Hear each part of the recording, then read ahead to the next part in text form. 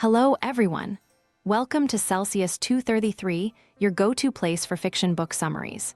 Today, we will embark on a journey through This Side of Paradise by F. Scott Fitzgerald. This Side of Paradise by F. Scott Fitzgerald, first published in 1920, is a seminal work that captures the disillusionment and moral disintegration of the post-World War I generation, known as the Jazz Age. The novel is semi-autobiographical, reflecting Fitzgerald's own experiences and observations of society during this tumultuous period. It follows the life of Amory Blaine, a young man from a privileged background, as he navigates through the complexities of adolescence, love, and self-discovery. Plot summary: Amory Blaine was a boy born into privilege, his life beginning with a promise of charm and beauty. His mother, Beatrice, a woman of remarkable elegance and wit, crafted his early years with a delicate touch, filling them with grandeur and a certain air of aristocratic detachment. She whisked him away on travels across Europe and America, shaping his world with her refined tastes and stories of Roman cardinals and European royalty. Her influence was deep, casting a shadow on Amory that would linger throughout his life. His father, Stephen, was a quiet man who remained in the background, a mere figure in the periphery of Amory's childhood. Raised amid wealth and luxury, Amory was accustomed to being the center of attention, a role he played with a mix of vanity and aloofness. His early education came from private tutors, supplemented by Beatrice's teachings in art, literature, and the fine points of high society. Amory absorbed it all, growing into a handsome, precocious boy with a mind sharp beyond his years. Yet there was always a restlessness within him, a longing for something more than the gilded cage of his upbringing.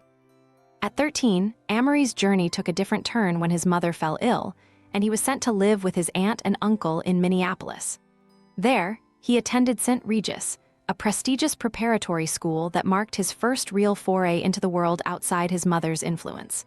He was an oddity at first, with his refined manners and airs of superiority, but soon enough, he found his place.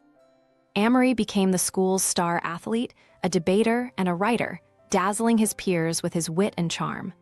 Yet, even in his moments of triumph, there was a sense of detachment, a feeling that he was merely playing a part rather than living it. Princeton University was the next chapter in Amory's life, a place where he sought to carve out his identity among the intellectuals and social elites. He entered with grand dreams and high expectations, immersing himself in the whirl of social life, the thrill of literary pursuits, and the camaraderie of clubs and societies. He joined the Triangle Club, dabbled in poetry, and mingled with the sons of America's wealthiest families. But beneath the surface, Amory was searching for something more profound, a sense of purpose that he could not quite grasp.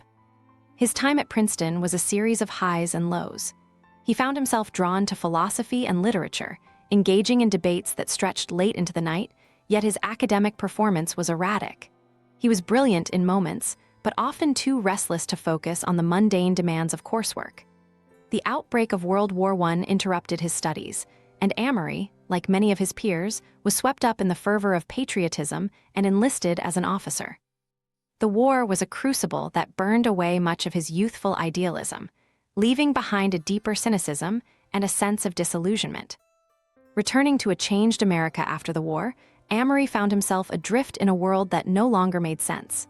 The Jazz Age had begun, a time of hedonism and excess, and Amory plunged into it with a mixture of fascination and disdain. He embarked on a series of romantic entanglements, each more complicated and heartbreaking than the last. His first love, Isabelle Bourget, was a passionate but short-lived affair that ended in disillusionment. He was captivated by her beauty and intensity, but their relationship was built on fleeting emotions and shattered by harsh realities. The most significant love of Amory's life was Rosalind Connage, a beautiful and spirited debutante who captivated him from the moment they met. Their love was intoxicating, a whirlwind of passion and dreams of a future together.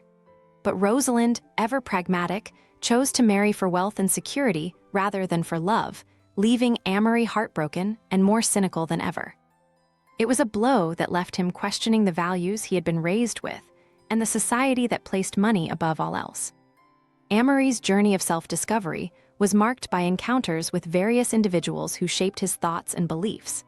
He became friends with Byrne Holiday, a charismatic figure who challenged societal norms and inspired Amory to question the status quo. Byrne's rejection of conventional success in favor of personal freedom and intellectual integrity struck a chord with Amory, yet it also highlighted the loneliness and isolation that came with such a path. Monsignor Darcy, a Catholic priest and an old family friend, became a mentor and spiritual guide to Amory. Their discussions on religion, morality, and the meaning of life provided Amory with a semblance of direction, though it was never enough to quell the existential angst that plagued him. Monsignor Darcy saw in Amory a kindred spirit, a young man searching for truth in a world that offered little more than superficial pleasures and hollow ambitions. Amory's life was a series of existential crises, each one peeling away another layer of his identity. He struggled with the expectations placed upon him by his social class, the disillusionment brought on by the war, and the realization that love and happiness were not guaranteed by wealth or charm. His financial security crumbled after his mother's death, leaving him to fend for himself in a society that valued money above all else. He took on various jobs, from advertising to writing, but found little fulfillment in them. In the end, Amory's journey was one of introspection and acceptance. He walked alone, stripped of his illusions, acknowledging his failures and the superficiality of his past life. The road he traveled was both literal and metaphorical, leading him to a solitary realization: I know myself, but that is all. It was a testament to his journey, a declaration of self-awareness in a world that had lost its way. Amory's search for meaning had led him to a stark truth. He was alone in his struggle, and only by embracing his true self could he find any semblance of peace. His journey was not just a personal odyssey, but a reflection of an entire generation's search for meaning in the aftermath of war and societal change. Amory Blaine, with all his flaws and contradictions, stood as a symbol of the lost generation, a young man seeking purpose in a world that offered none, a romantic egotist facing the harsh realities of life. That's a wrap, but the journey doesn't end. Explore more books by F. Scott Fitzgerald. You'll find the details in the description or on Celsius 233. Remember, while our summaries capture the essence, they can never replace the full experience of reading the book. If this summary intrigued you, consider diving into the complete story, buy the book, and immerse yourself in F. Scott Fitzgerald's original work. Bye-bye, take care, have fun.